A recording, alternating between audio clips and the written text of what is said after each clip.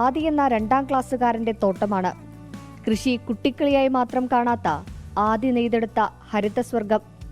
കൊച്ചിൻ കോർപ്പറേഷനിലെ ഈ വർഷത്തെ മികച്ച വിദ്യാർത്ഥി കർഷകൻ എന്ന പട്ടമാണ് ഈ തോട്ടത്തിലൂടെ ഓണസമ്മാനമായി ആദിയെ തേടിയെത്തിയത്.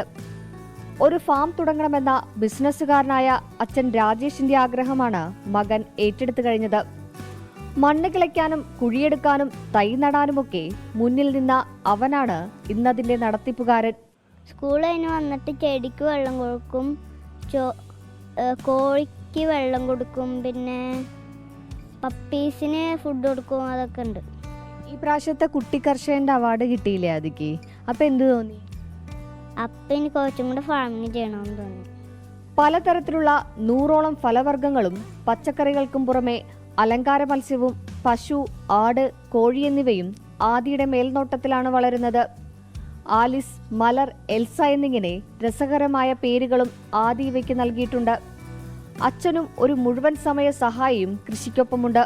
പേപ്പർ ഗ്ലാസിൽ മണ്ണും ചകിരിച്ചോറും നിറച്ച് വിത്തുപാകിയാണ് കൃഷിയോടുള്ള ഇഷ്ടം ആദിക്ക് തോന്നിത്തുടങ്ങിയത്.